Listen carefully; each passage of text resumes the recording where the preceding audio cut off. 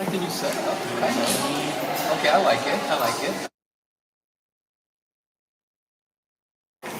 Okay, over here. Yeah, I was like, that's not mine.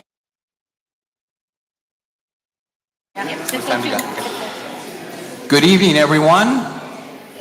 It is 6:02 p.m. and we will go ahead and start today's meeting. First thing I'd like to do on the agenda is ask from my right to my left. If you're here, go ahead and state your name. Jessica Ochoa, present. Anita Chavez, present. Rosalba Hernandez, present. Celso Gomez Jr., present. Okay, we do have quorum. We do have two board members that are not present, Dr. Carlos Margo and Alyssa Pena. We do have quorum. If I may ask you all to stand if you're able to do so, and please face the flag. I pledge allegiance to the flag of the United States of America and to the republic for which it stands, one nation, under God, indivisible, with liberty and justice for all. Thank you. You may be seated. Well, it's so good to see everybody, and we got some new faces, so that's exciting. Hopefully we'll get to meet some of you all tonight. Next item on the agenda is public comment. Tonight, Board Member Celso Gomez, do we have anybody signed up for public comment? We do not have anybody signed up for public comment. Thank you. Great. Seeing that we have none, we'll go ahead and move over to agenda item number 5, that's superintendent updates and announcement. Marcy Sorensen. Fantastic. So I would like to ask Dr. Derek Little and Mr. Joseph Nagella to please come up and introduce our new staff members. We are so excited to introduce our new staff members to the board and to the public.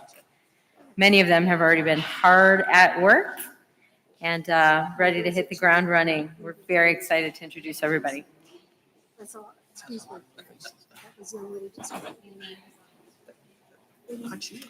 me. Thank you so much, Dr. Sorensen and board. We are so excited to come back tonight and finish our announcements of new campus leaders. So we have another slate of principals that we are going to introduce you to if you don't know them, or reintroduce you to, because there are some familiar faces in here as well. So we will start with Dr. Efrain Reyna. We are very excited to announce that he will serve as the principal of Rosendo Benavides Elementary School.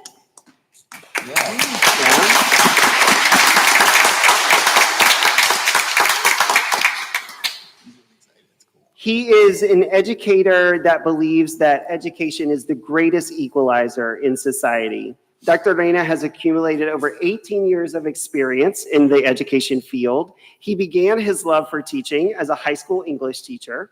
Throughout his tenure, he has taught students in various settings such as comprehensive high schools, behavioral hospitals, and even juvenile detention centers. He began his leadership role as a special education department chair. He has clearly done a lot of different things. He has also served as an AP and as a principal. He is committed to helping students of all backgrounds succeed in their academic goals. He will lead and instill a culture of excellence so that our children today can provide a brighter future for tomorrow. Dr. Reyna's philosophy is that student success can only be achieved if teachers are rigorously engaging and administrators are genuinely supporting. He looks forward to helping students rise above any hurdles that life may bring their way. Thank you for serving at Benavides.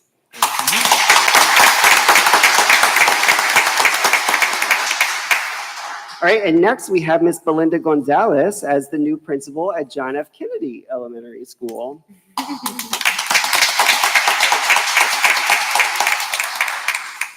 Stepping into this role is not just a career achievement for her, it's a heartfelt homecoming to the district where her passion for education first took root. With over 15 years of experience in education, Ms. Gonzalez brings a wealth of knowledge, leadership, and heart to her new role. She began her journey as a 5th grade teacher at Clinton and later served as an AP in La Jolla ISD. For the past 7 years, she went on a sojourn and she served in various leadership roles at IDEA Public Schools. Those experiences have strengthened her commitment to high expectations, instructional excellence, and student success. Ms. Gonzalez is deeply passionate about the La Jolla community and believes that strong relationships and a high culture of achievement are at the core of achieving success for all. She is known for fostering a culture of trust, collaboration, and respect. Her belief is simple yet powerful. Our students are capable of greatness when they are surrounded by champions at every corner in their school. She looks forward to working hand in hand with staff, parents, and the community to carry forward a legacy of excellence and continue to nurture an environment where every student is seen, heard, and empowered to thrive. Congratulations. Good.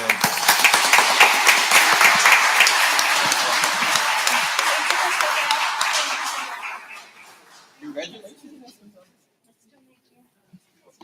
You know, I'm so glad she did that because that's what I was going to ask, if we could personally handshake, their hands, because it's the first time we've ever had an opportunity to meet most of them. Absolutely. Yeah, so I'm glad to see that the ladies did it first. Yes.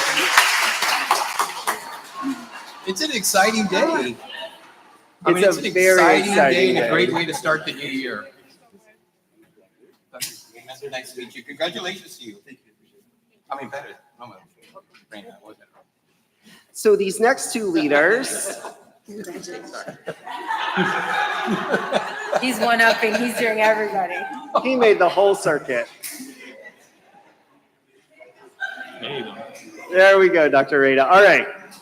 Last time we were together, we announced 2 new middle school principals, and that left spaces of leadership at Gonzales and at Escandon.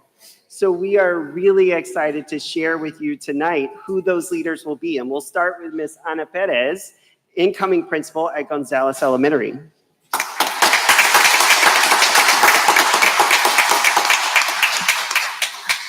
She is so excited to begin her role as principal at Gonzales, partly because since 2021, she's had the privilege of serving as the assistant principal at that school. She looks forward to continuing to work closely with the amazing students, parents, staff, and community at the Gonzales Elementary School. Her journey in education began with, over the years, having taught at Seguin, Garza, and Flores elementary schools. She's also had the opportunity to serve in various leadership roles, including as a team leader and a UIL coordinator. What drives her every day is the opportunity to inspire students and help them see that their dreams are within reach. She is the proud mom of 3 children, all of whom are products of La Jolla ISD, and knowing the strength and potential within our district fuels her passion even more. Congratulations on your new place at Gonzales.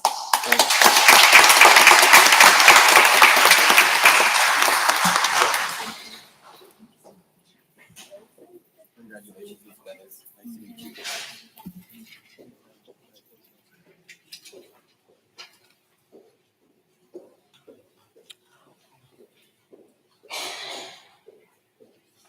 All right, and next up, we have Miss Maria del Socorro Luna as the principal at Escandon.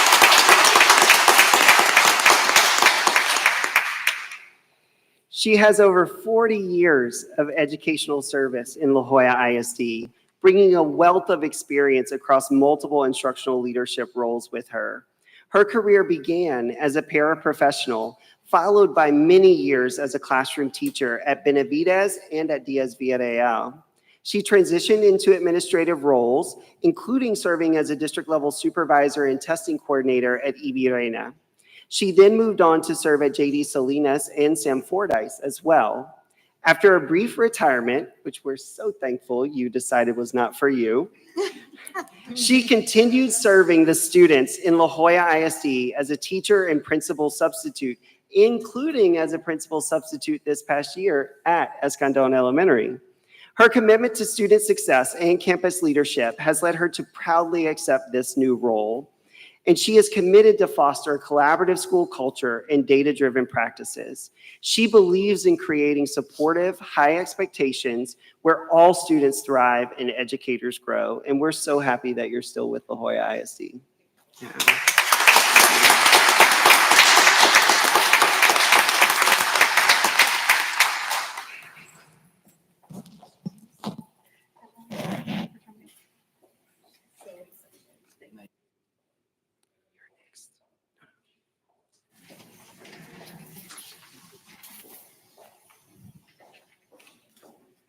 We owe Aide a slide, but our next principal to celebrate is Ms. Aide Hinojosa as the new principal at Elodia Chapa Elementary.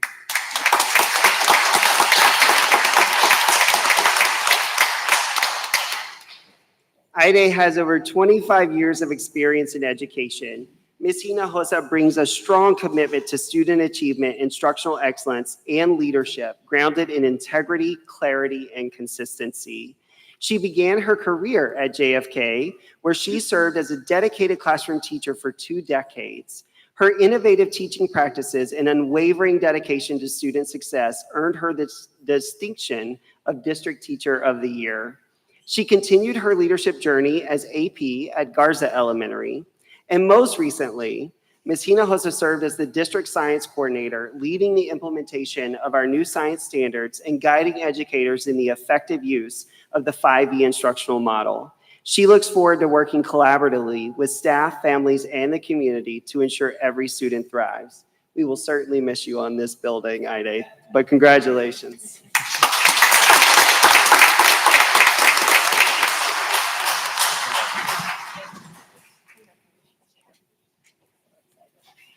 Congratulations, team.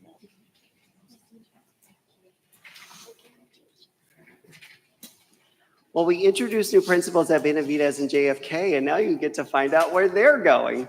And we're really excited for these 2 leaders. And we'll start with Ms. Yesenia Gonzalez, the incoming principal at College and Career Center. She has served, yes, great.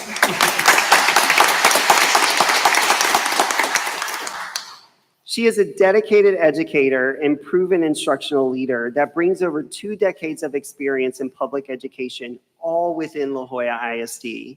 She's a proud product of La Jolla ISD as well. Ms. Gonzalez attended La Jolla ISD elementary and middle schools and graduated from La Jolla High School. Her deep roots in the community have shaped her lifelong commitment to serving the students and families in this district.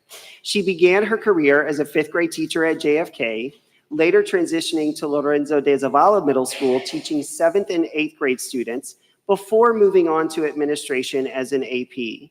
Her strong instructional leadership and student-centered mindset led her to become the principal at Corina Peña Elementary as well. She was instrumental in opening La Jolla ISD's Head Start program in collaboration with Hidalgo County Head Start and UMOS Migrant Head Start. Her leadership helped lay the foundation for high-quality early childhood in this district. And most recently, she served as the proud principal at Rosendo Benavides Elementary School, where she led turnaround while meeting TELPAS performance goals at that school.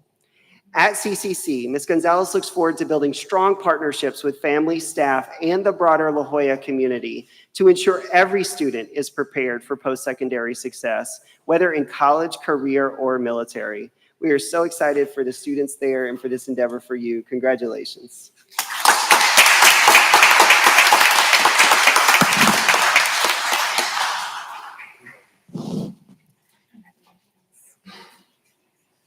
Congratulations, Ms. Gonzalez.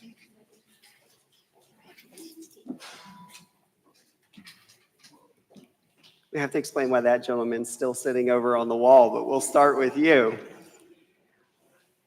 Could not be happier to announce Ms. Lori Longoria Cantu as the new principal at Juarez Lincoln High School.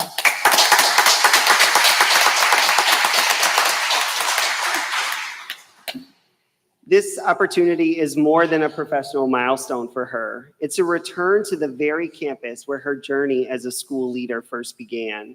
With 24 years of devoted service to La Jolla ISD, her story is one of deep roots, unwavering commitment, and a lifelong love for the community that shaped her.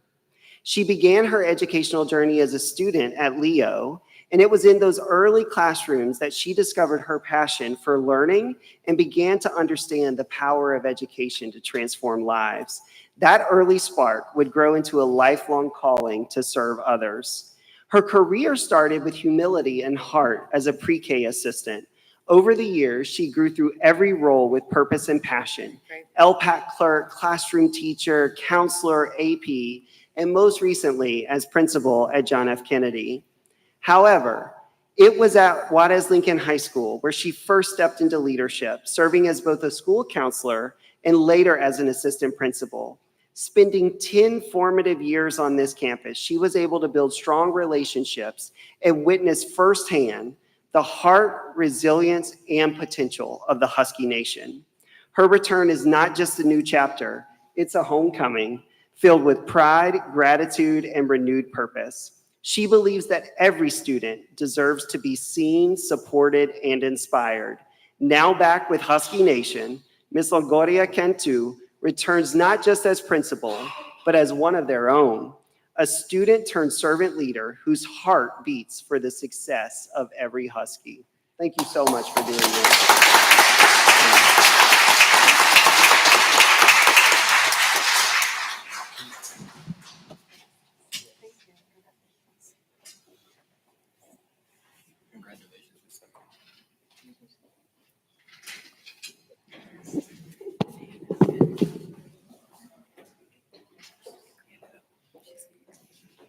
And board, while we reserve the rights for the full bios for the principals, we do have some other key team members to announce and celebrate tonight as well. And we'll start with Mr. Former Husky. We talked about him as Principal Pena one last time this week and are excited to share that data with you actually later because they did some incredible things at Juarez Lincoln in the past year especially. But we are really thrilled that Mr. Joe Pena is now serving as our Executive Director of Athletics for La Jolla ISD.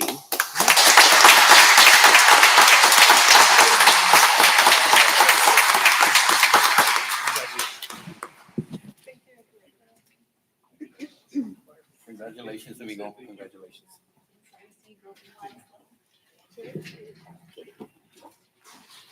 All right, and someone that you've become familiar with at this dais and presentations with me is Ms. Melinda Flores. And we are very grateful that she has taken on the charge to serve as our Executive Director of College and Career Success, really encapsulating all of what we're going to talk about later tonight with Goal 4 and what's happening in our college, career, and military spaces, including deep work with our school counselors across the board. So please help us congratulate Ms. Flores.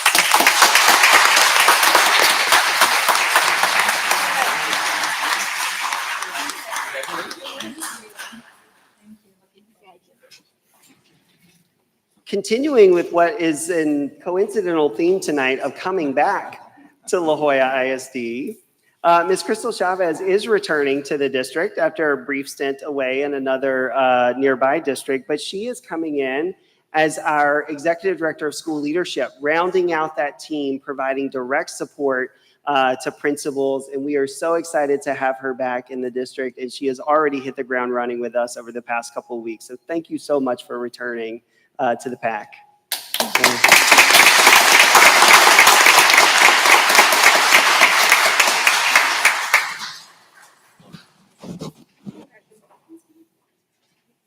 Congratulations.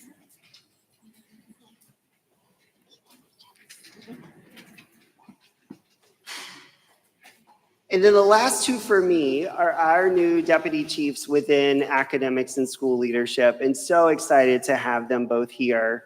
Not returning to La Jolla, but returning to the Valley is Mr. Armando Gutierrez. He is going to serve as our deputy chief of instructional supports and school leadership. So really directly working with all of our content and academic teams, as well as our school leadership teams and athletics.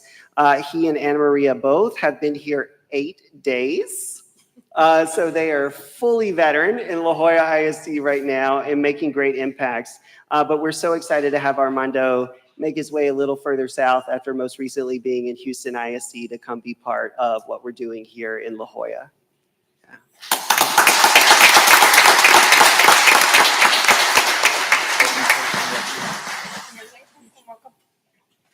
Welcome to the district.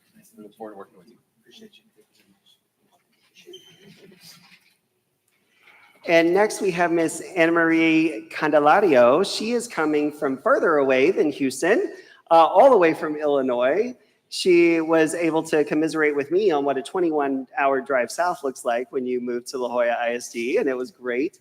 So she's also been here 8 whole days and has it all figured out, but is quickly becoming a great partner with Armando and me, supporting our team, supporting our principals, bringing incredible passion and deep experience is in some areas that we need the most, including special education. And that's one of the things that she will help support and oversee is our college and career work, special education and specialized support work, our academic enrichment spaces, along with assessment and accountability. So we're so grateful that you chose to make your way down to Texas and be part of La Jolla ISD.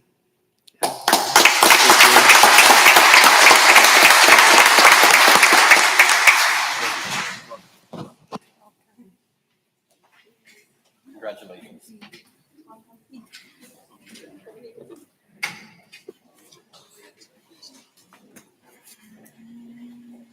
Good evening. I am absolutely thrilled to announce some additions to our executive leadership team in both the Division of Human Capital and Talent Development, as well as our Division of Operations and Infrastructure. Throughout our hiring season over the summer, we received a number of highly qualified applicants to which for each of these positions, these folks rose to be the top of the group. They all possess outstanding experience, skills, and the right heart to do the work on the behalf of students. So first up, a La Jolla ISD institution, our very own Ronaldo Cedillo is now our Executive Director of Operations and Campus Maintenance.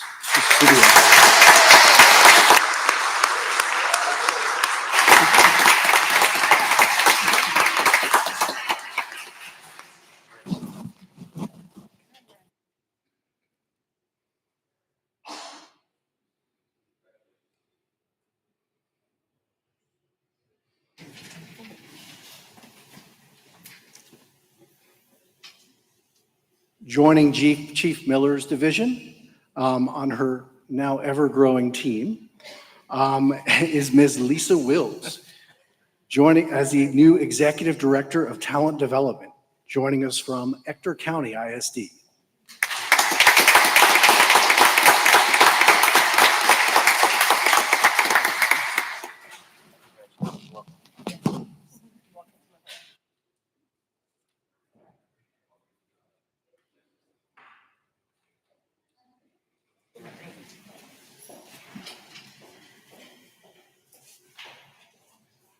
Next up is our new Deputy Chief of Human Capital and Talent Development, Ms. Robin Darrington. She joins us from Yanis ISD, where she was previously the superintendent. Congratulations.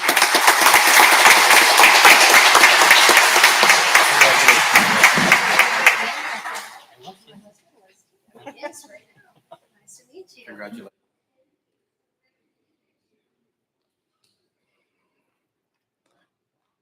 All right, and last but not least, and yes, he did ask if he can use the photo with his hat, is our new Chief of Operations and Infrastructure. Mr. Stacy V. Pearson joins us from El Paso ISD, where he was the Chief Operations Officer. He has a wealth of experience and knowledge, and he is going to be an incredible asset and colleague on our executive cabinet.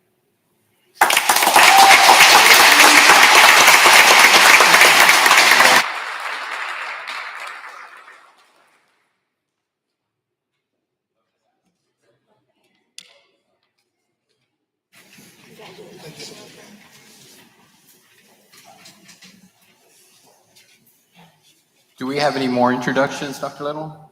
So if I may, I'd like to turn it over to any of our board members that would like to say anything regarding the new appointments and our new hires. Does anyone have anything to say or add? Just welcome to the team.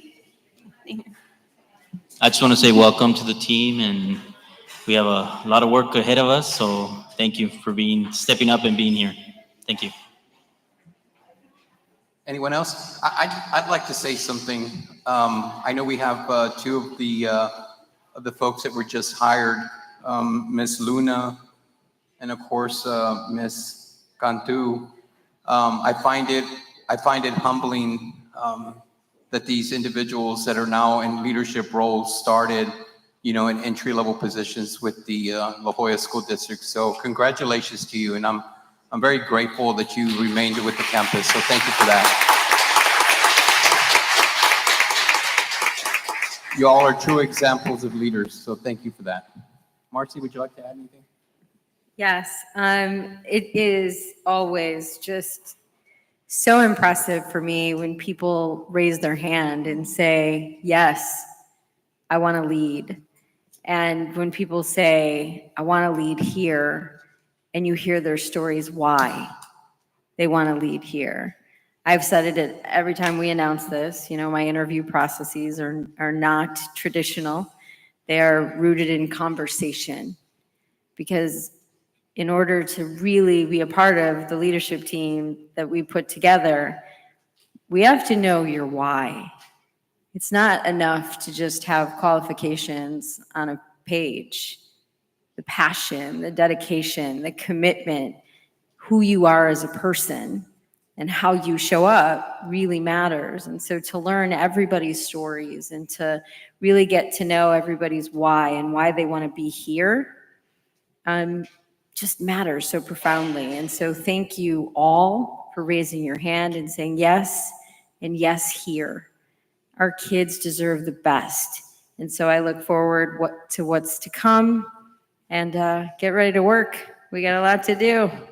Here we go.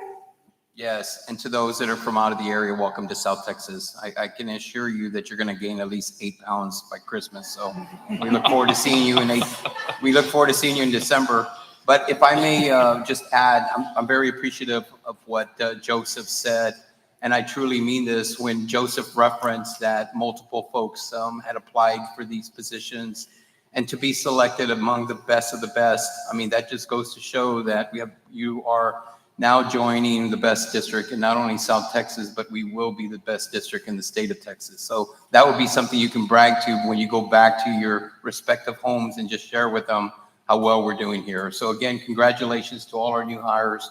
We as a board look forward to working with all of you. So thank you. Dr. Little? Thank you, Mr. President. So we are going to share an update this evening on House Bill 1481, new legislation coming out for this school year that's going to impact districts across the state. And so we want to give you an update on what that legislation really is doing and what it's trying to solve for, and how we're going to approach it here in La Jolla ISD. Most people are talking about this as like the cell phone law, and it is that. It is also more than that. And so part of what we want to do here as we begin in talking about House Bill 1481 is just to clarify a few things regarding that legislation. So this legislation overall prohibits the use of personal electronic communication devices during the school day. The legislation is very careful not to just limit that to cell phones.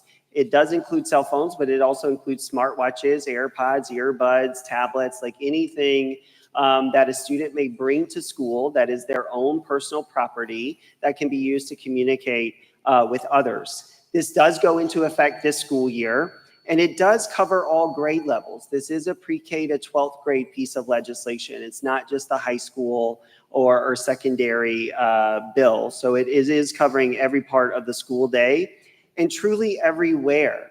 So this restriction from use of personal electronic communication devices is in every part of the building. So it's hallways, it's classrooms, it's cafeterias, it's recess playgrounds, it's every part you can imagine from the time the first bell rings until the final dismissal bell rings later at the end of the day. The other way we talk about this is it is a bell-to-bell piece of law where it's covering everything truly in between.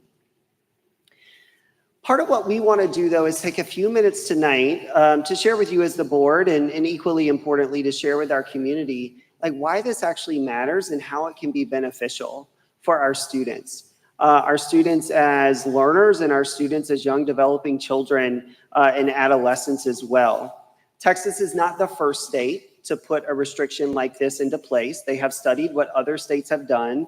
I believe that total is now into the 20s, actually, across the country, where states have adopted similar legislation. And there's been districts within this state of Texas before the law went into effect that have done similar things as well over the past few years. And the biggest motivator here is actually trying to do what is best for children at our core. We know that all of us can get super addicted to these devices really quickly, and they start to take focus away. They can create online bullying issues or social media problems.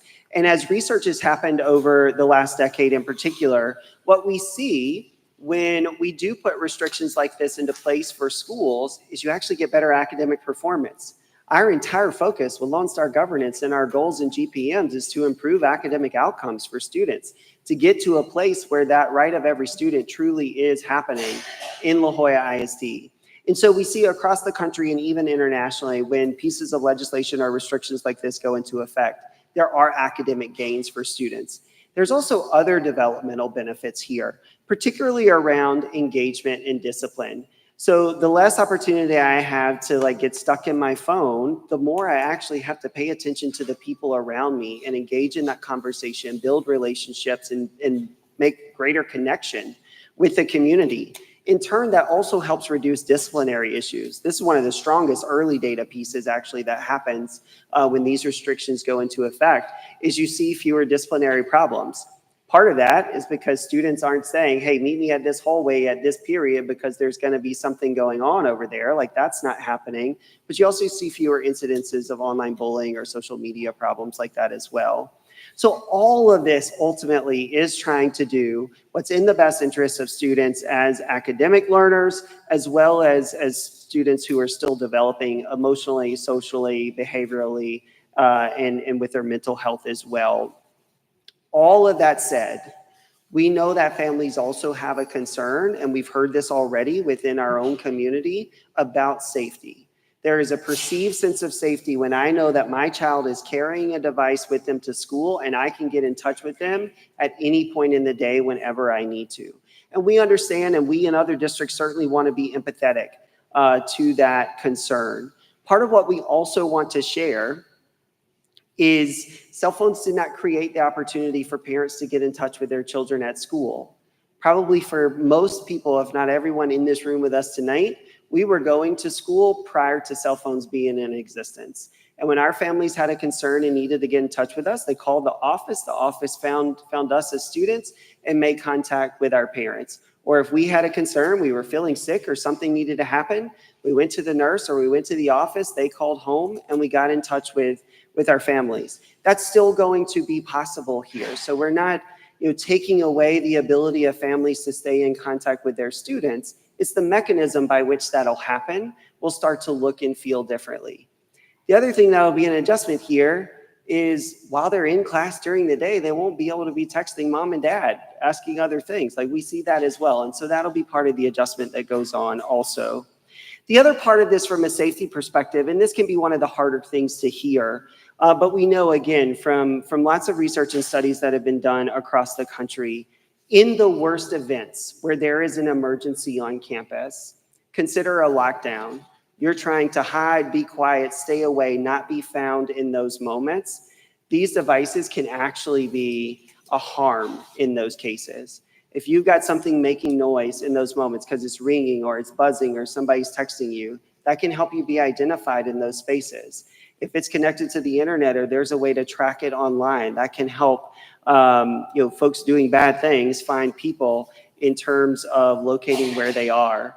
The other thing, which doesn't happen as often, but if lots of people are trying to communicate at the same time, that can jam the signals and then nobody's getting through. And so all of these don't immediately take away the concerns that parents legitimately have about safety. But we want to be honest as we share the whole conversation about here are the pros and cons of what this law is doing. And the pros really outweigh. There are lots of benefits here. And we will continue to ensure that your students are cared for and protected within the buildings. Sorry, y'all, I'm looking for a slide that I don't see. And that is, here it is, right here. I put it in the wrong order. The other thing I want to do is help us remember that as a district, we are committed to student safety and well-being. And we do that at the physical level, both with the environment of the campus, protections that we have in place, how visitors come into new buildings and get access, and what our campuses do on a regular basis to prepare for and be ready for unfortunate events if they occur. We have this standard response protocol. You see that colorful poster on the slide. That gives our campuses guidance and educators and staff and students on that campus what to do in the event of a different type of emergency. So you see examples on here like hold, secure, lockdown. Those are different levels of restricted access within the building and a restricted mobility where you're either restricted to your classroom or wherever you are and you can't move, or you can move freely within the building, but nobody can enter and exit. There's different aspects of that, along with evacuations and shelter in place. We had a live shelter in place situation with our weather event back in April, and every campus had to put these protocols into place. We had to communicate with families and let them know what is going on. This is something with our police team and safety and security and emergency response crew that campuses do drills on a regular basis, both in compliance with state law and to make sure that they're ready if any of these events occur. The thing that is going to feel new to the community this year is a lot more communication around what this is. Part of what we learned is parents just generally don't even know this exists, or if they do know it exists, they don't know the details of what that looks like and what that means for helping ensure student safety on campus. So our communications team and our security team have already started to release messaging out to the community about what this is, getting people adjusted and aware of it. And then there's a communication campaign that will continue throughout the fall, really starting to unpack these things. So parents and family members know what happens if a secure is called at a campus or if we have to evacuate. So we'll start to break these all down so parents in the community can have better information and therefore have better comfort and sense of security in what's happening in La Jolla ISD. With all of this, we have some clear roles and responsibilities that we have to undertake. As district leaders, it's on us to help campuses in the community have clear communication, both from the law to know what it is, what it's doing, and how we're going to implement it, but also how we are working towards student safety. We've already begun to talk to our campus principals and work on this with them. We'll continue to do that to help them through implementation and compliance with this legislation, as well as staying in touch with our families. We also know that most families are going to have the most conversations at the campus with their teacher, with their principal, with their assistant principal, whomever it is that's trusted partner. And so we're providing really clear messaging support to them so that there's alignment across the district. We don't want a first grader at one school hearing a different message than an 11th grader at another school, especially if you live in the same household and now you're trying to navigate different things. We're also going to support our families through this. We know that there are going to be questions and concerns, and part of that will start with conversations with schools next week in our open houses. So to dig into the law a little bit more with all of that context set, it gives districts two choices. The first choice is to prohibit possession, meaning we're not going to allow you to bring your devices to school at all. That's one choice. The other choice is to say you can bring your devices with you to campus. You can't use them during the day, though, and that's the prohibit usage part. We actually went and, this is weird, there we go.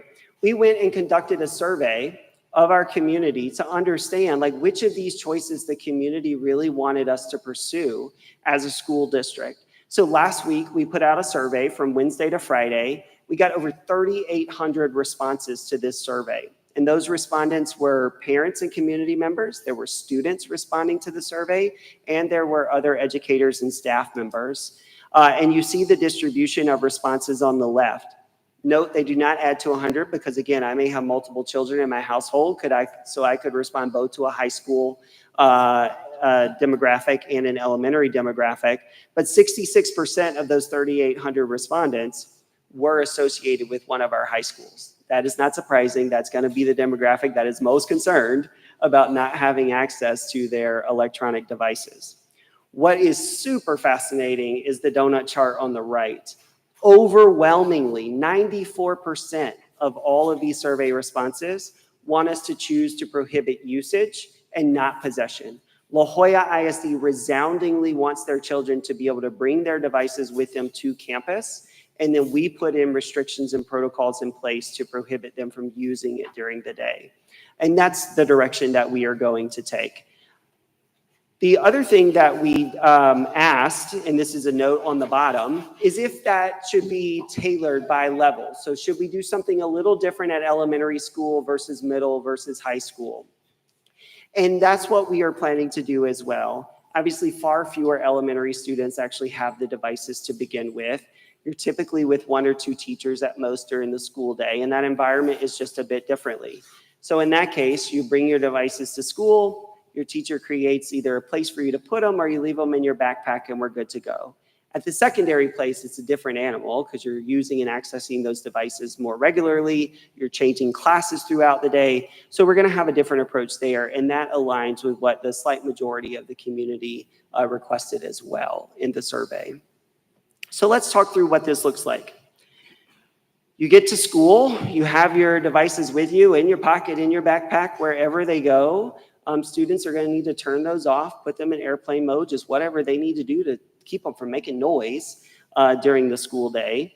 And they're going to have to place those in a designated area. That designated area is a little bit of generic language because that will look differently elementary, middle versus high. And even within the school, it could look differently if, you got a first grader who has a phone, they're just leaving it in their backpack all day versus a fifth grader where the teacher has a set of cubbies that the students may be putting it in for the full day. And then it's like out of sight, out of mind. We're not using it. We're not accessing it for the rest of the day.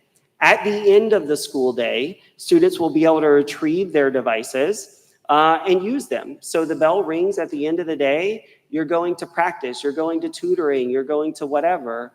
The law doesn't place restrictions on those times. That's part of why we believe families want students to keep it, is because I need to get in touch with you at 5 o'clock when I got to come pick you up from practice and we got to figure out where you are. So all of that is still okay. Same thing if we're going on a field trip or we're traveling to a game. I can have my phone with me on the bus. I can have it at the event. I'll be able to access it and use it in those spaces. The other thing we want to call out here, which is in the box on the bottom in red, and this came directly from conversations with our secondary principals, especially at Hope and CCC. This past year, Hope already put into place a restriction where you couldn't bring devices with you to the school. Remember, that's an alternative placement. It's a different environment. They realized over the last couple of years that cell phones were creating problems for them during the day. And so they already had this restriction in place even before the law was there. At Hope and CCC, we're going to continue to honor that. So if you're a student at either one of those locations, you're not allowed to bring the device with you, period. At every other school, you can bring it. You just can't use it with some restrictions in place. And so I mentioned that we'll tailor this by level. Again, the elementary level is really contained to the classroom, and so you may have to keep that in your backpack, put it in a cubby or a bin that the teacher designates. The thing that will feel the most different is at middle and high school. Here, like many districts across the state and across the country, you're actually not going to be able to access your phone during the day because you won't be able to physically get to it because it'll be in a pouch. And so when you arrive to school, you're going to place your phone in one of these pouches. We have 2 options that you will vote on later tonight to allow us to purchase these. We'll use Synergy pouches at the middle school and Yonder pouches at the high school. You slide your device into that pouch. It closes with a really strong magnet, and you can't open it up. So I can't just pry it open at 10:30 when I want to text somebody at school. It is locked. You see in the Yonder example that round disc in the picture with the silver sort of knob on it. That's an unlocking magnet. So at the end of the day, there will be places designated at the school where as I'm walking out of the building, I just tap my pouch on that unlocker magnet. It opens and I can retrieve my things. The pouch is also big enough to hold multiple devices. It can hold multiple phones, or it can put my phone, my smartwatch, and my AirPods all in there together, and I only need one pouch. What our principals have discussed with us and what we've learned from other places is one, this prevents temptation throughout the day, because if I have it in my backpack, it's still easy for me to go get it and pull it out and use it, and that becomes a problem. So it prevents and really prohibits all of those types of things. But it gives me the security that I still have it with me. So I don't want you to separate me from my phone. The superintendent has talked about this several times in our conversations with schools, and there's evidence supporting this as well. There will be other mental health things that we've got to keep in mind here. Because if I'm used to being on my phone 12 hours a day, and now I can't, I may have withdrawals from that. Or if I can't access social media whenever I want to. So our counselors and behavioral mental health specialists are going to have to be prepared and ready to support students in those ways as well. But big message here is middle school and high school students will secure them in one of these pouches. That'll be locked up for the whole day, but it's really easy to unlock it as we're leaving school, or if there's an emergency, I go to the office, I get permission to unlock it and then use my devices. So this also has to show up in the code of conduct. Not only is this legislation, but that legislation then starts to relate to disciplinary offenses. And basically, if you're using your phone at any of those times during the day, that's a code of conduct violation. You can't access it without permission, and you certainly can't use it without permission. If you are a secondary student and you intentionally damage or lose your pouch, that's also a problem. And we will charge families a fee to replace that pouch. So there will be a $25 replacement fee, again, if you intentionally damage or lose your pouch. So here's what that looks like in the code of conduct. We have a slew of things for you related to this topic in the agenda. One is a policy change, so that actually helps our policy update to the legislation. It's one thing we're asking you to vote and approve on. The other is the student code of conduct itself, which has been updated to include this. And then third is the ability to actually purchase those pouches directly. We would take a tiered approach here with the code of conduct. So first offense, most basic, hey, you pull it out, you're using it, you get a warning and a reminder, that's not okay, put it up or put it in your pouch and we move on. It escalates quite a bit, though, as we get to second, third, and fourth offense here.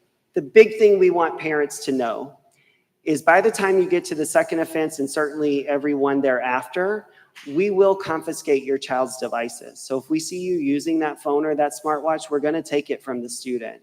We're going to hold that in a safe place in the audience, or not in the audience, in the office, and we're going to call you. And you're the only one that can come pick it up from school. We are not giving that device back to the student. They lost that privilege when they broke the code of conduct here. And so we're going to notify you as a parent, remind you of these rules and these protocols, and then you can come retrieve the device from the school. From second, third to fourth offense, the time frame by which we hold it before you can come get it back varies. So we start at 24 hours or the next day, then we move up to 48 hours. And the law actually allows districts to keep confiscated devices for 90 days. We have to provide you notice that we have it and that you can come retrieve it. If you don't retrieve it within those 90 days, we can actually dispose of it. So the legislature took a pretty hard stance here when they thought about, breaking these things. The other thing you'll notice in the third and fourth offense is that can escalate as well as can other disciplinary infractions where you may be assigned ISS or some consequence like that, including having to go and being assigned to Hope for your fourth or fifth or sixth offense here as well.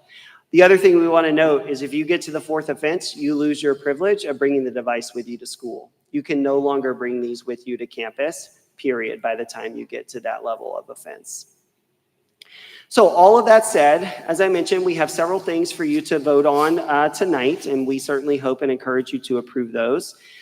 We have begun planning this with principals. We will, based on tonight's discussion and your votes, pull them back on Friday to do another round of implementation prep with them, because partly what we're asking them to do is next week, teachers and staff come back, open houses are happening with families, and this has to be a conversation with all of those parties. So we're giving them, again, messaging support and materials to help in those conversations. And then the start of school comes August 11th, first day of school, and these procedures will be in place with one exception. The pouches will not arrive by the first day of school. As all of Texas and a whole bunch of the rest of the country is trying to put this into place, there are obviously shipping delays, and some companies even have severe back orders that are in place right now. So we will get these pouches after the start of school. We are working with principals, students, staff, and families to understand you still can't use it. It still has to be out of sight, out of mind during the day. And as we get these in the second, third, fourth, later weeks of school, we'll start to put the pouches into place at the middle and high school levels and move forward as we've just laid out. So with all of that, very happy to take questions and see what we may need to clarify or address. Members of the board, do we have any questions for Dr. Little? I have a question, Dr. Little.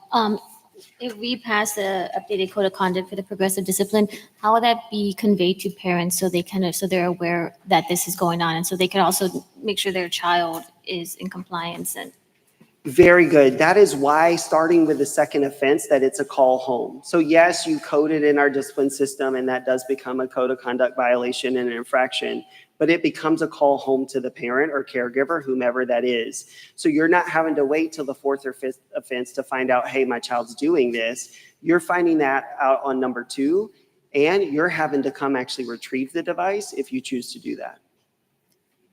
Dr. Little, isn't the code of conduct also online? And isn't the code of conduct also being handed out at open house?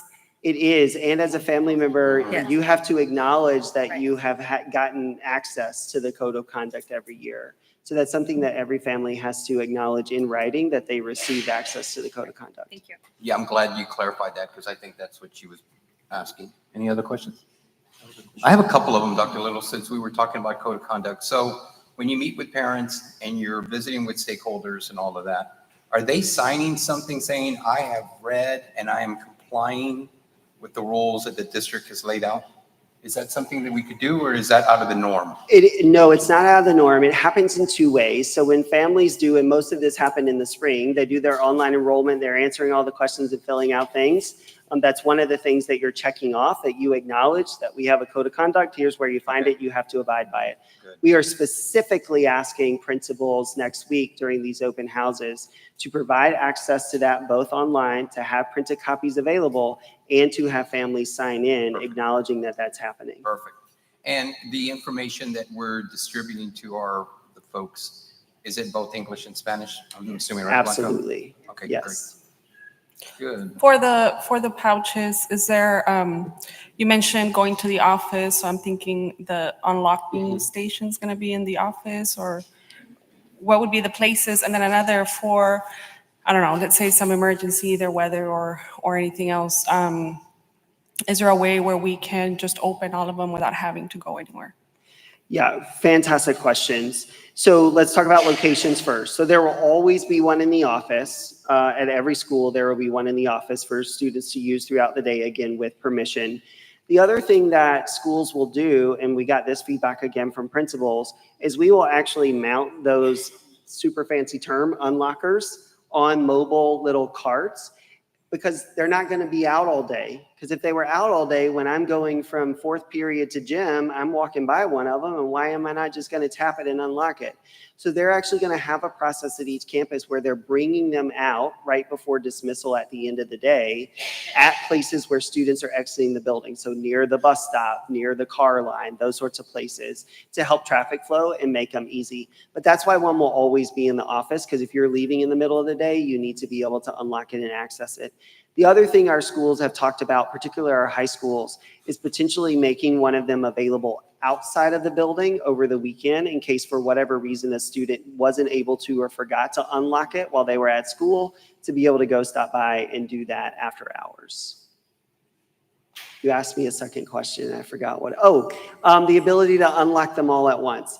Unfortunately, they're not electronic, so there's no way to like send a signal and unlock them all. The other thing, Dr. Hernandez, that I want to add is that if you could go back to the safety response protocol. So one of the reasons why we're also really leaning into an education campaign around the safety response protocol is because I look over at Blanca and I think about the ways that our district also communicates with our parents. And so I go back to our storm in the spring. Mm-hmm. And so in those type of situations, again, I think about Chief and our police force. We had parents who immediately wanted to pick up their kids, right? And we were shelter in place. And so we had to continually, thank you, Blanca, and the communications team, we're texting families, right? Remember that as a district, we are consistently communicating with families. We are sending texts. We are making phone calls. We are sending emails district-wide. And so when we were shelter in place, Blanca and the team are sending out information to our families district-wide. And it was actually in our family and community's own harm to actually be out on the road traveling during that storm to the fact that like chief and some of our officers even had to say to our families, like, ma'am, I'm so sorry, but we actually need you to get back in your car because it's not safe for you to be on the road. And so to your point around like weather, we also will have the responsibility, which is one of the reasons why we're doing this education campaign, is because we also have to build trust and confidence in the community around how we will be communicating with the community if there is an emergency, if there is a weather event, if there is say a lockdown. How will the district communicate with our families in those incidents so that parents begin to know and trust that if something happens, the communications team and our district will communicate with them in the methods like email, like text, phone calls. And so in this campaign that we have going on, we will continue to bring clarity to the community so that they build confidence and trust that we're going to communicate. Thank you. So it's interesting, I had a list of questions that I was going to ask you, Dr. Little, but as you were answering them, I was checking them off. So that was real good. The only thing I would probably add to the code of conduct, and this goes to our new athletic director, I'd probably put between 1 and 2, and the offense have those that violate these rules. I'd have them run around the track a couple of times. What do you think, Coach? You can make that happen. Just kidding.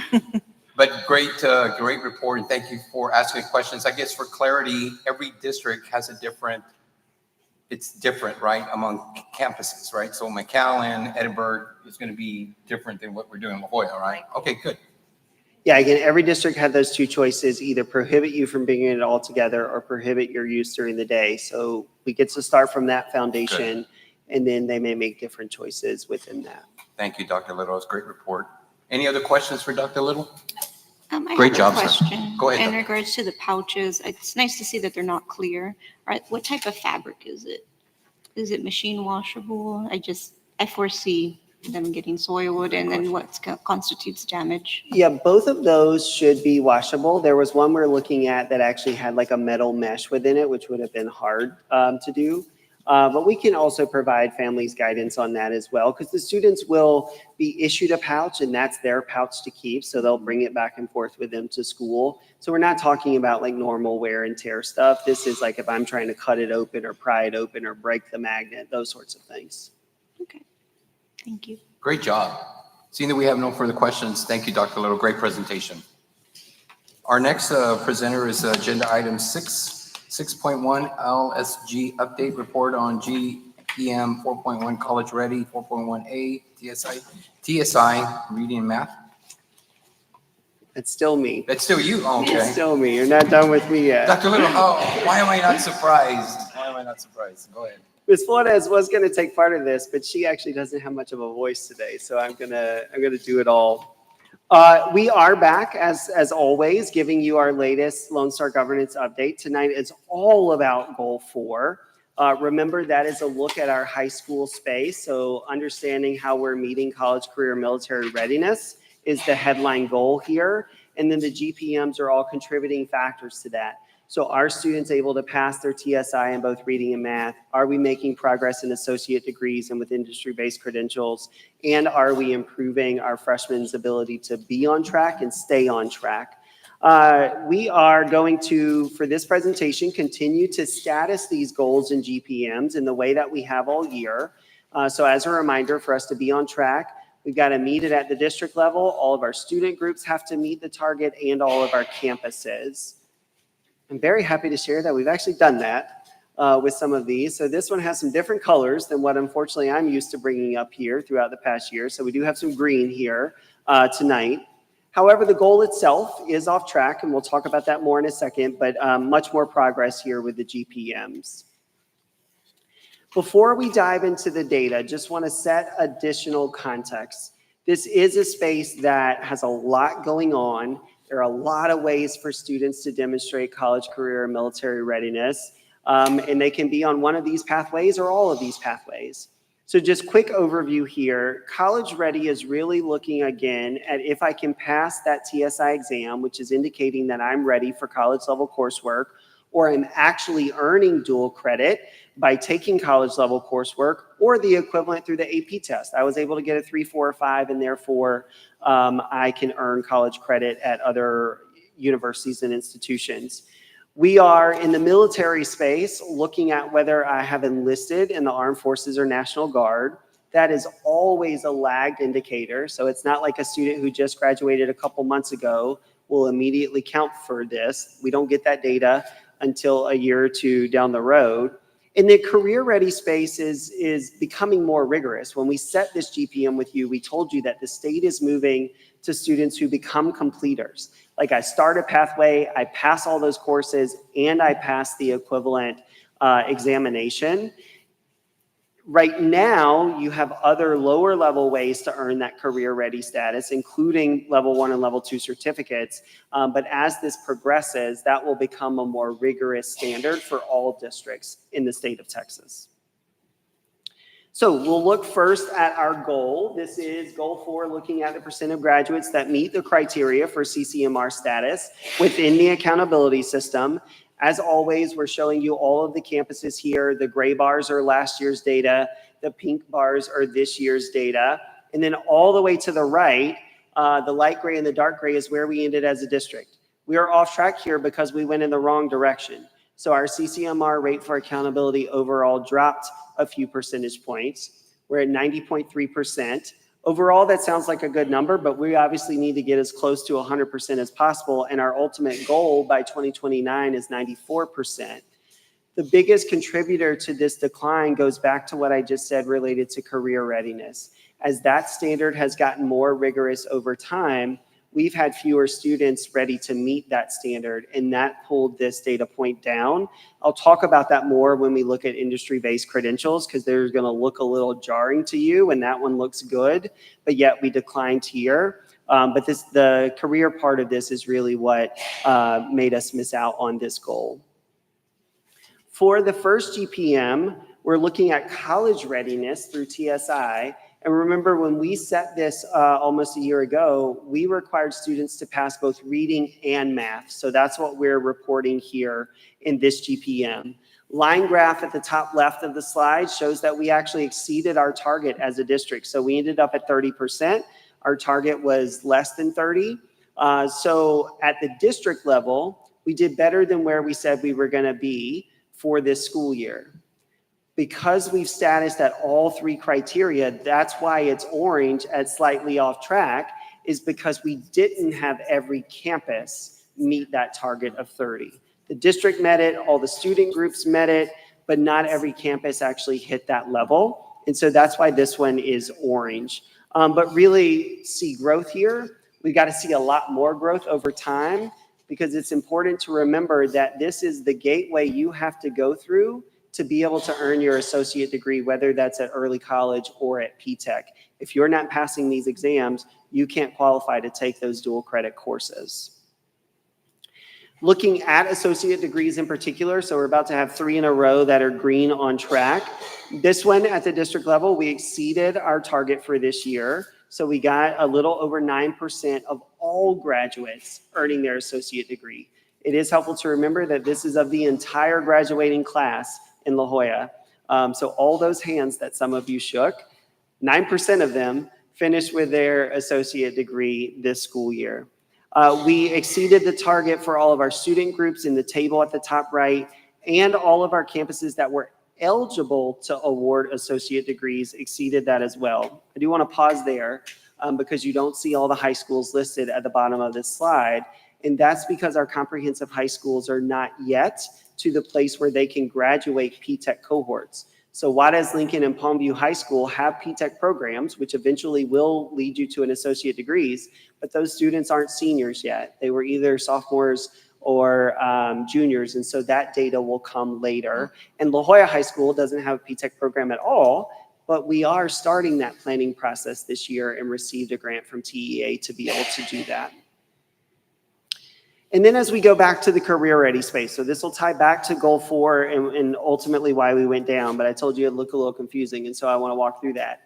You see that we dramatically exceeded our target for this year on this one. So we ended up at 68% of students completing their IBC pathway at that most rigorous completer status. However, as the accountability rules have gotten more rigorous, Even though we made that improvement, it was not enough to meet the standard to maintain where we were at accountability. So that's why the goal went down, even though this got better. So we have to do even more work to ensure that students who are starting these pathways are able to complete them. So that shows up in both measurements over time. But this is on track as a GPM because overall and at every campus, we were able to exceed that target. And then finally, freshmen on track. You've seen this slide before, but it's always helpful to have a reminder of what we mean when we say freshmen on track. And that's students who are earning at least 6 credits. So out of 8 courses, I'm passing at least 6 of them. And in my core classes, English, math, science, and social studies, I can't fail more than 1 semester of those courses. I also can't be chronically absent. We shared with you data throughout last year that showed at our high schools, we got significant chronic absenteeism concerns. And as a freshman, I can't be in that bucket or else I'm automatically off track. So a student has to meet all 3 of these to count. I'm really happy with the work that schools have done here overall. In the past school year, we are on track with this GPM, exceeding this year's target, getting almost to 75%. So we got a little over 74% of our freshmen here on track. Every campus, comprehensive and specialty school did better across the year and exceeded that target. We mentioned we were celebrating former Principal Pena earlier this week. This is one of the things to celebrate Juarez Lincoln for. They did the best out of all comprehensive high schools. They also showed the most improvement across all of our holistic metrics out of all of the comprehensive high schools as well. So this is something with 1 year in, we learned a lot of lessons we're building on as we move into this next school year. Part of remember what we learned is we got to keep this going in 10th, 11th, and 12th grade. So we have CCMR coaches coming on board to really bring the same type of focus and strategies into those upper grades at the high school to ensure that these students actually stay on track all the way through graduation, not just in their freshman year. The other thing we want to look at here with freshmen is the opposite of our GPM. So this actually isn't our GPM itself, but is a different look. And that's how many freshmen are being retained because they aren't passing those courses or they aren't earning those credits. And we see this moving in the right direction pretty significantly. And everywhere we saw great reductions, which is what you want to see. You want to see this go down. So fewer freshmen are being retained. The real practical nature of this is on August 11th, when students show up, we're going to have a lot more of them classified as 10th graders than we have in the past because they were able to finish their freshman year and meet the requirements that they had to meet. The other thing we're looking at as we continue to seek improvement here is where are the barriers that students are facing? Where are those hurdles? This slide has our 3 comprehensive high schools. I'll draw our attention to the right at Palmview. Each one of these dots represents the number of students who failed that particular course. So in the far right in the Palmview graph, you see that dot almost at 100. That's telling us that 100 students failed biology at Palmview High School. That's not okay. One, that many students means that us as the adults aren't doing something right to help students be successful there. So that's part of the conversation we have with that school that the principal in turn has with those teachers and those teams to say, okay, what do we have to do differently this school year to make sure that this course is not what keeps our students from making the progress that they need to make? What does that look like both in the classroom, the first time I'm teaching you, as well as all the wraparound support opportunities that students may need?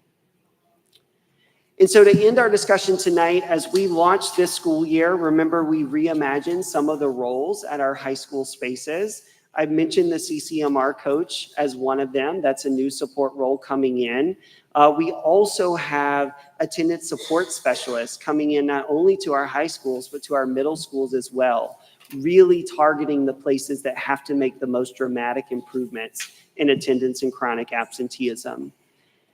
And so with that, we will close out the report. Happy to take questions on any of that. Members of the board, do you have any questions for Dr. Little? Dr. Little, thank you. Great presentation. On the last slide, you indicated that the CCMR coaches are new roles. But how many are we going to have? Is just one per campus? And At is that the high school? comprehensive high school level, it's 1-to-1. So there's like one at La Jolla, one at Juarez, one at Palmview. At the middle school levels, this is something that they heard about and they were like, we want one of those. And we wanted to figure out how to help them do that. So with the funding available at their campus, they actually joined together in pairs. And so 2 middle schools will be sharing a CCMR coach. Okay. And then on slide 38, you mentioned we're going to be improving our CCMR tracking system. What is that going to consist of? Let me get back to the slide, but you said 38? Yes. Right there. Yeah, so part of this is looking at from the moment students enter high school at 9th grade, they've already designated some graduation plan. That's part of what they do in 8th grade at middle school is they decide, here's what I want to pursue in high school. So if I'm a 9th grader and I'm starting a CTE pathway, for example, part of this tracking is we've got to do a better job to make sure when you're scheduling your 10th grade courses that you're actually scheduling the courses that continue in that pathway. And then if you're telling us no, that we're sitting down with your parents and saying, no, this is what we've got to do to make sure that little Derek can actually complete this and get a job at the end of high school. And so we've talked a lot about the need to improve advising and oversight. That's one example. That's part of this tracking. The other parts go back to like this whole complex environment. We got to be tracking all of these for every student. Like, have I passed my TSI yet? Am I ready for ACT or SAT? Have I filled out my FAFSA or TASFA? Like all of those are things that student by student, we've got to keep track of across those 4 years so that our CCMR coaches, our counselors, our other team members know who to intervene with and when. Okay. So then essentially we're setting them up, we're screening them, seeing what pathway they want, so that we're setting them up for success. Okay. That's right. And same thing on the like college side. If I'm a student at Jimmy Carter starting an associate degree program as a freshman, and I get the chance to take that first dual credit course in the first 6 weeks when I'm struggling, that's immediate early intervention to say, what do we need to do so that you pass this class and aren't in the place where you're starting 10th grade year having missed out on those early credits. Appreciate it. I have a question, Dr. Little, about those pathways you're mentioning. How much flexibility is there then? Because I mean, you know, these kids are young, they change their mind. Sometimes maybe they don't like a certain pathway. You know, how are they able to then go into another pathway and try that maybe for the next semester, next year? How much flexibility do they have? Yeah, I would say there's a couple of important things there. One, the important part for us when we're talking with parents and students is to make those choices clear. There are some pathways that you got to take so many courses or so many hours, like you need all of the time. So when you commit, you got to stay committed or else you're not going to finish. Others may share the same introductory courses. So you get into that introductory coursework and you have a little bit more opportunity to say, actually, I want to go route A versus route B. And so you have those choices down the road.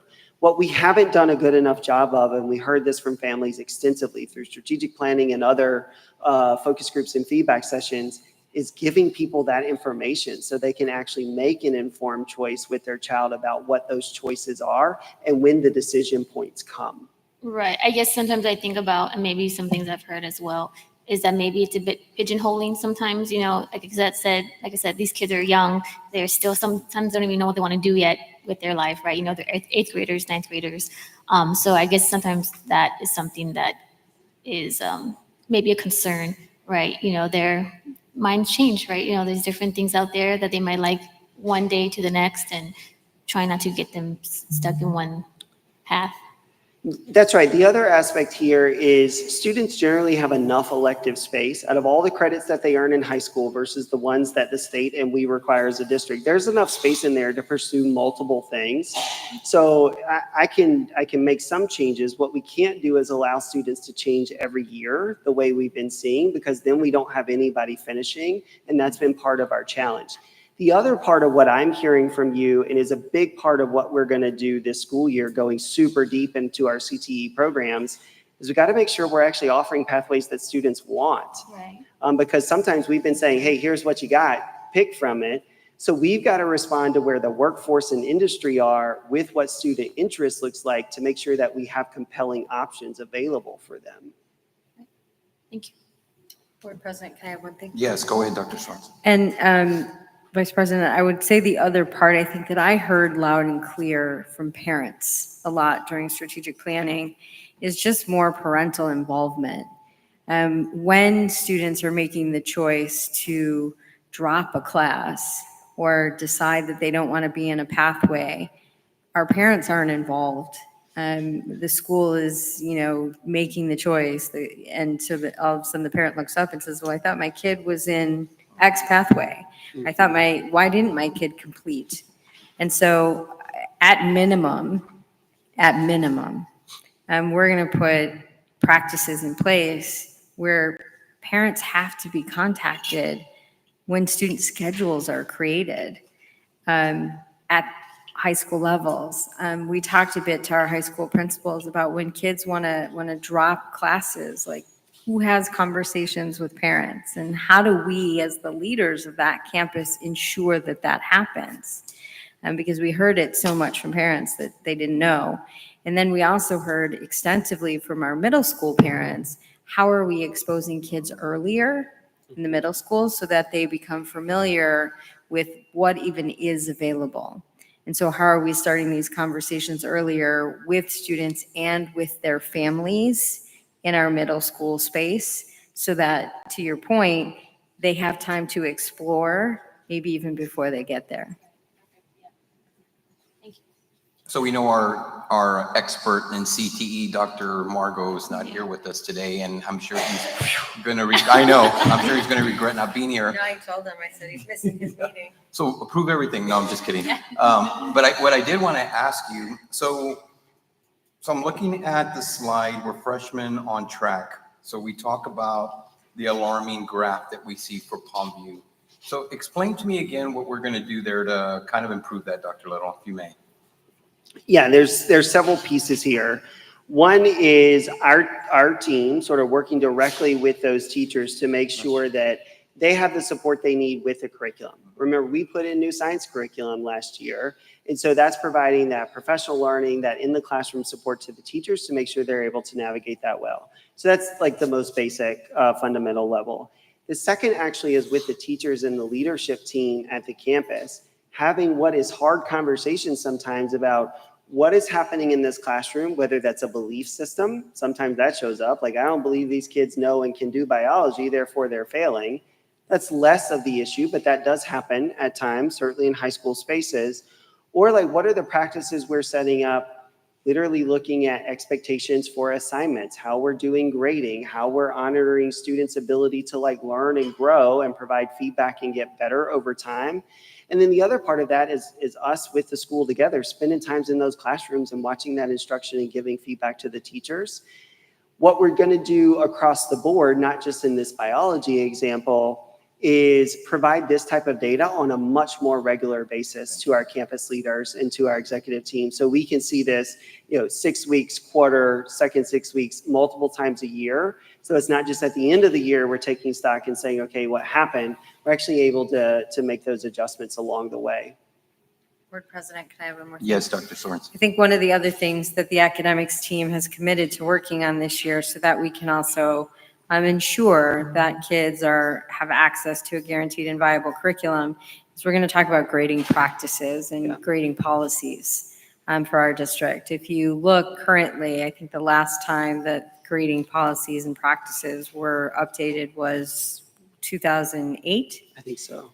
And so we as a district have to guarantee continuity, coherence across the district in terms of how often do we expect teachers to put in grades, right? How often do we expect teachers to assign assignments? Are students allowed to make up work? And so we don't currently have practices like that standardized across the district.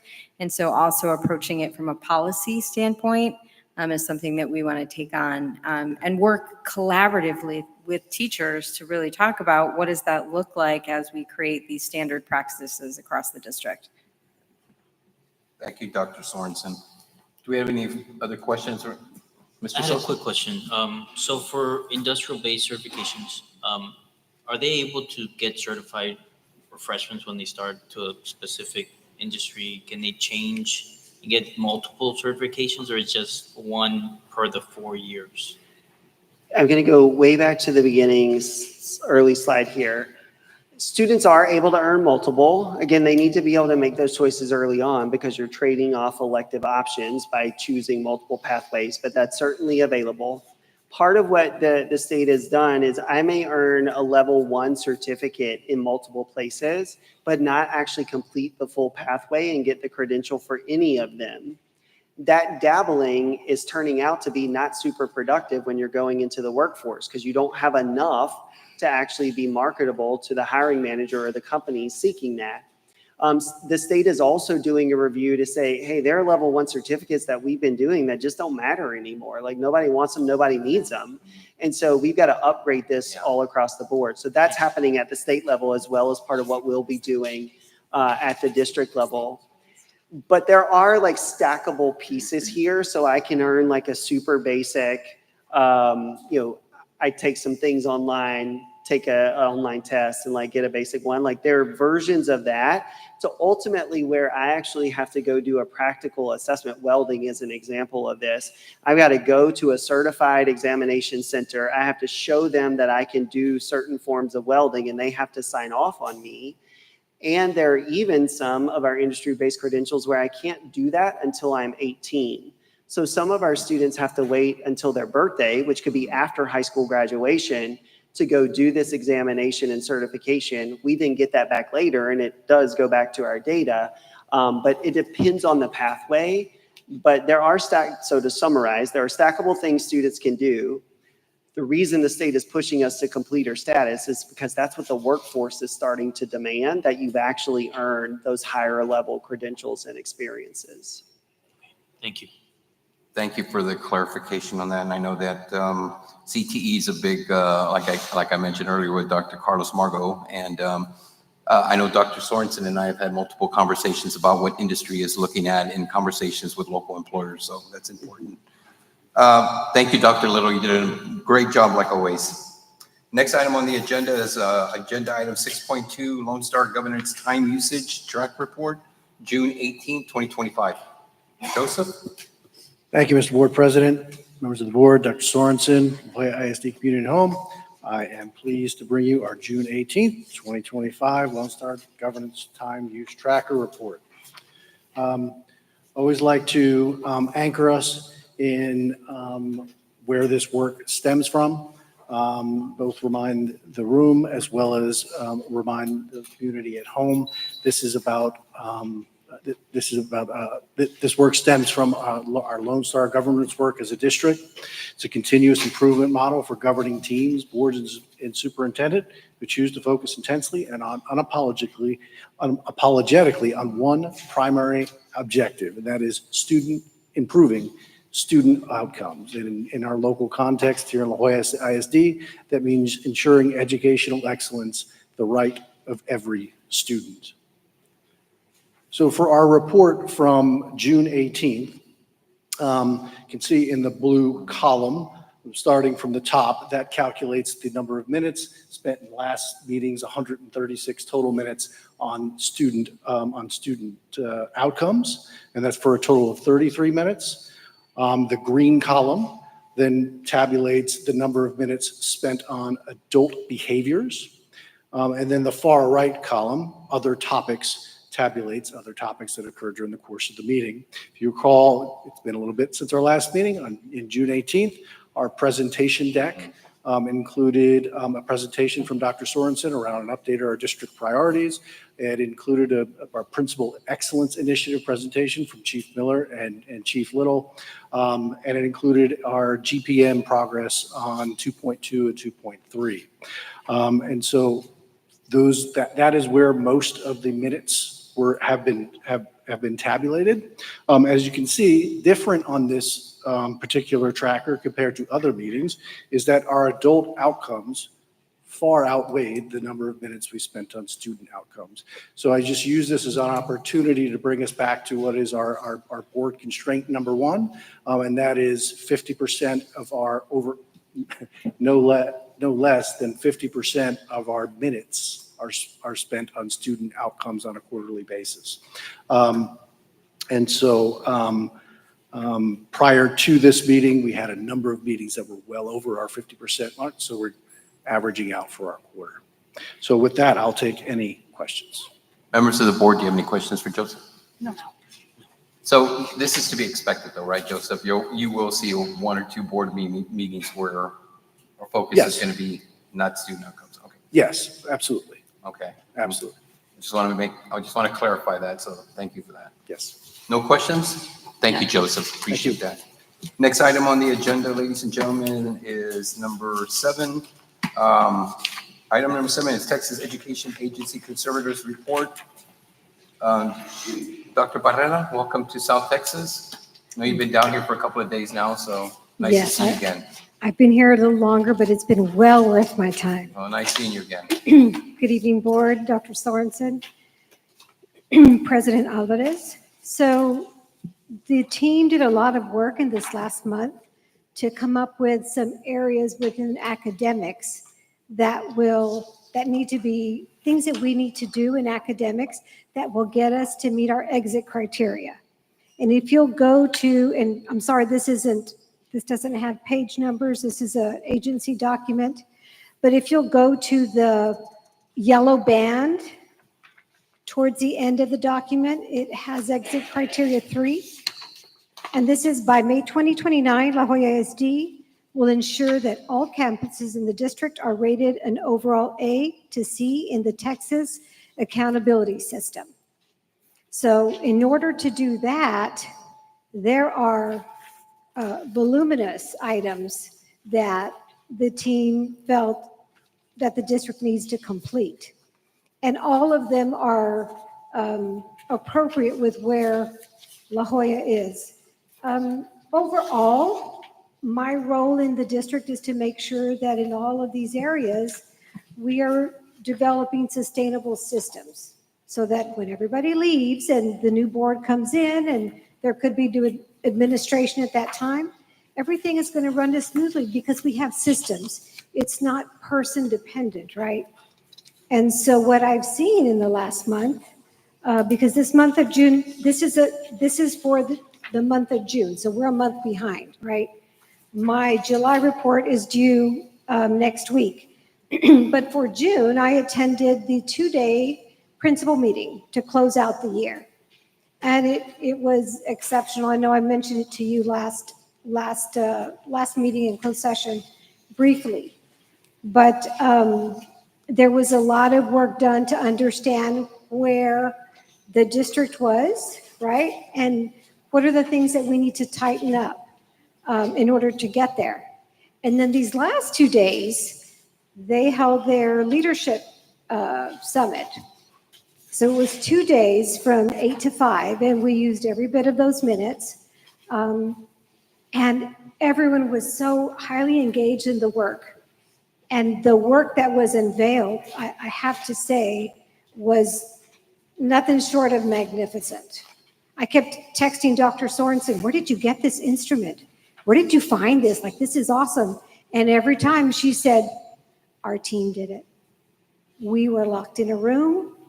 We were wrestling with it and saying, is this really what we want? But in a nutshell, what they're doing, what the district is doing, is making sure that principals and teachers have everything they need to be successful. There's an instructional framework. You'll hear about that in subsequent meetings. There are rubrics to make sure that their planning meetings are at the level that they need to be. Because it's one thing to say we're doing all these things and to check the boxes, but if we're not doing them well and with the depth that is needed, we're not going to get the results that we need. So they have created all kinds of instruments and documents to guide principals to be the instructional leaders that they need to be so that we can see gains at every campus. And so there are 3 goal progress measures under this exit criteria. The first one is that by May 2029, LJISD will ensure that 80% of principals are highly effective as measured by Principal Excellence Initiative criteria at implementing evidence-based systems and structures that positively impact student outcomes and promote effective instructional practices that improve student achievement. Again, this is another rubric. They're not saying we want principals to be great and we're just all thinking we have a different idea, great. There is a criteria, and there is a way that principals know, are they getting closer to that level of excellence, or do they have more work to do? The structure that they build within the team is such that there's somebody to support every group, right? Principals are going to be coached. Principals are going to learn how to coach. So this is going to be happening at multiple levels.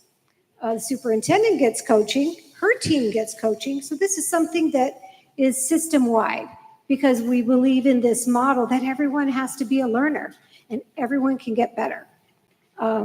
So for several pages, all of these activities are to ensure that we have highly effective principals in all of our campuses. We have highly effective principals at La Jolla, not at every single campus. And so to ensure we do that, there's a plan to do that. And there's ways for us to check to see, are we close? Are we getting there? As an example, there's support for T-TEST and T-PES. There's going to be calibration walks to make sure that all the principals are scoring in a way that is the same across the board. As you've seen in multiple pieces of data over the year, there's a big discrepancy between how well the teachers are performing on their T-tests and the student achievement. And so we want to make sure those are a lot more closely aligned. Also, the principals, right? The principals at those highly effective campuses, as determined by student achievement, we want to make sure that those are the ones that are scoring high on T-PES, because we do have some principals that scored pretty high on T-PES and their scores don't merit that. Their student achievement scores don't merit that. So we're going to fix that, and we're going to make sure that we have lots of support for our principals. There's a rubric to make sure that students are planning appropriately. It's not just do these things. Principals are going to be going in, and folks from central office are going to be going in and rating how well each meeting was. And it's not a gotcha. It's, okay, we need to get better in this area. So that's part of the coaching plan. It's not, I think this, I think that. When they coach, they're going to coach around real data that informs the work that they're doing. So there's all kinds of trackers and whatnot. They are, let's see, the next one is 3.2 by May 2029. LJISD will ensure that all areas of deficiency outlined by the comprehensive district-wide audit in the spring of 2025 are addressed to ensure that students with special needs are provided quality education and equitable opportunity to achieve at their fullest potential. As you'll recall, the special ed audit was rather lengthy, and there was a lot of things that we needed to improve on. We absolutely agree, and there's a plan for that, very specific plan for that. Basically, all of these are addressing all those deficiencies. The last one, 3.3, is by May 2029, LJISD will reduce the number of campuses in the tier 3 and 4 quartiles as outlined in the district system of great schools annual school plan through a tightly managed system of campus supports, therefore ensuring all campuses are above a C rating by 2029. Again, using data. Everything that this district is doing is, they're not just saying, well, I think this is happening or not happening. There's evidence of it, and that's the way to make real change. And so there is another piece of data where the campuses are tiered in terms of, there's several criteria, and I believe that Dr. Sorensen's going to share that at a later date with you. But again, here's another indicator for us to see how our students doing, how our principals doing, and how effective are we as a school system. And so we want to make sure that most of all of our campuses are in quartile 1 or 2 that are highly effective. We still have some in 3 and 4. And Dr. Sorensen will share more about that with you later.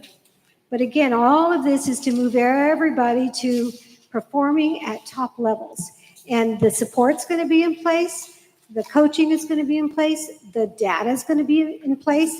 This is not about what I like this one's my favorite, and I'm related to this other one. None of that. This is all on data.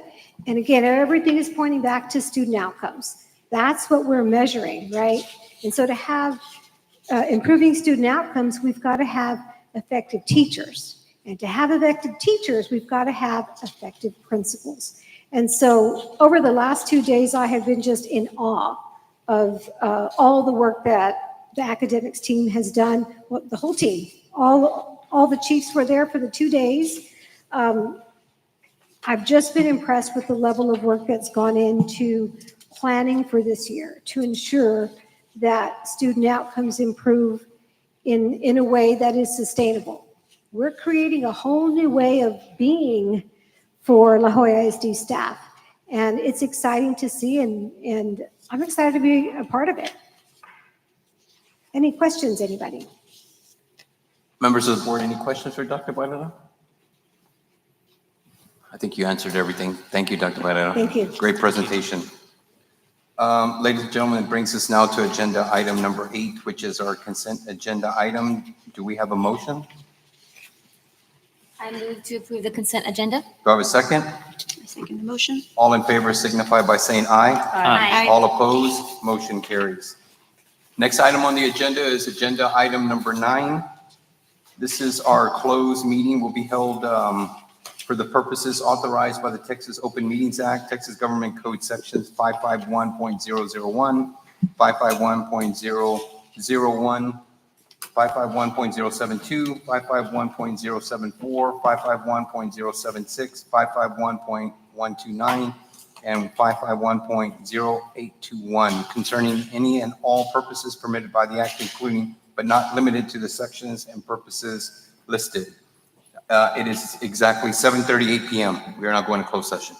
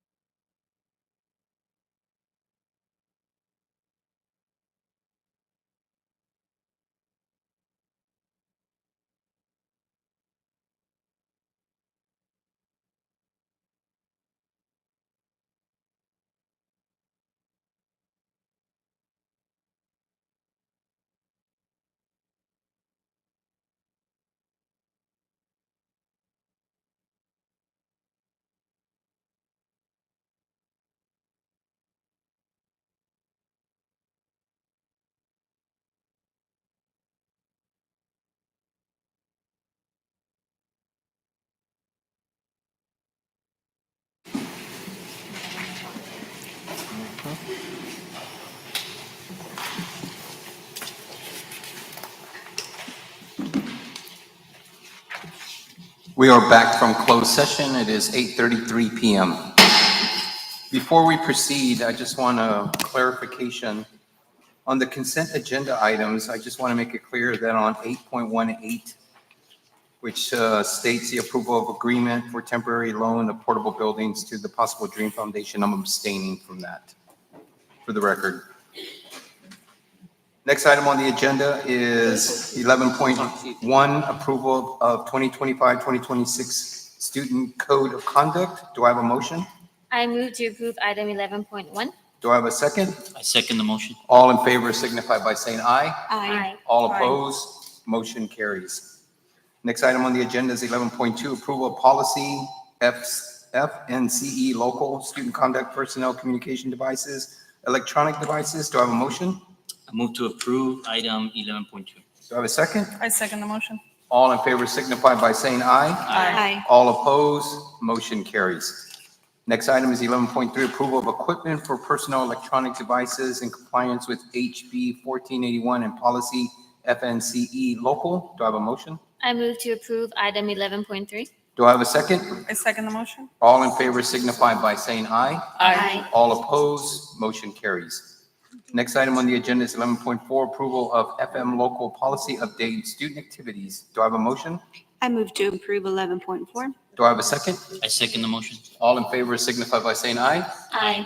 All opposed, motion carries. Next item on the agenda is 11.5, approval of 2025-2026 optional flexible school day program. Do I have a motion? I move to approve item 11.5. Do I have a second? I second the motion. All in favor signify by saying aye. Aye. All opposed, motion carries. Next item on the agenda is 11.6, approval of resolution declaring real property as surplus property and approving sale of real property former Family Dollar General Public CSP number 2025-60. Do I have a motion? I move to approve. Do I have a item- second? I second the motion. All in favor signify by saying aye. Aye. All opposed? Motion carries. Next agenda item is approval of mandatory staff training for the 2025-2026 school year via Vector platform. Do I have a motion? I move to approve item 11.7. Do I have a second? I second. All in favor signify by saying aye. Aye. All opposed? Motion carries. 11.8, I'm going to abstain and recuse myself from this particular agenda item. It's consider and take possible action to propose the termination of Chapter 21 term contract employees and authorize the correction. I am not recusing myself from this one, not this one. So I will be able to vote. Correction. 11.8, consider and take possible action to propose the termination of Chapter 21 term contract employees and authorize the superintendent to send notice of proposed termination to employees. Do I have a motion? I move to approve 11.8. Do I have a second? I second the motion. All in favor signify by saying aye. Aye. All opposed? Motion carries. Okay, next item on the agenda is agenda item number 12, which is our calendar, August 1st, 2025, Professional Learning Day.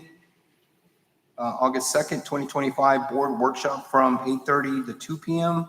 August 2nd, 2025, District Safety and Security Committee meeting from 2 to 3 p.m. August 4th and 8th, 2025, Preparation Days. August 5th through the 7th, 2025, Professional Learning Days.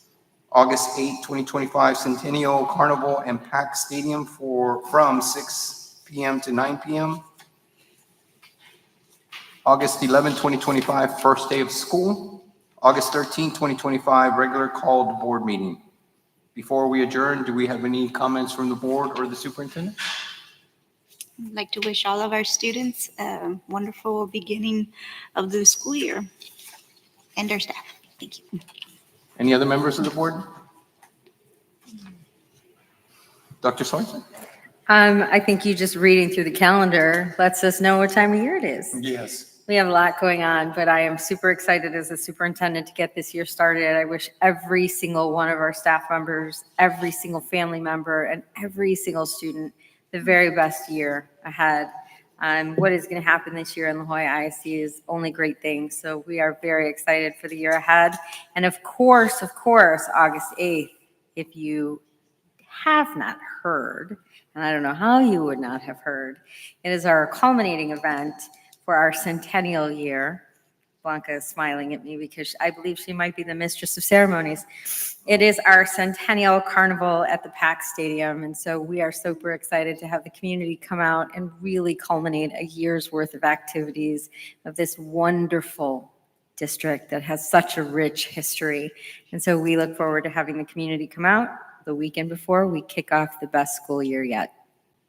Thank you, Dr. Sorensen. Marjette, Ms. Miller, we didn't get to hear from you tonight, but we look forward to your presentations at our next board meeting, hopefully. To those of you that are new to the district and those that are here and watching and those that already left, thank you. We're very grateful that you've taken this task on to join this fine institution and working under the leadership of Dr. Sorensen. We're looking forward to great things. You couldn't have selected a better school district to work at than La Jolla. So thank you for joining us. And if there's anything that we can help you with, certainly reach out to Dr. Sorensen. Seeing that we have no other remarks, do I have a motion to adjourn? I move to adjourn this meeting at 8:39 PM. Do I have a second? I second the motion. All in favor signify by saying aye. Aye. All opposed, motion carried. We are adjourned. Have a good evening, everyone.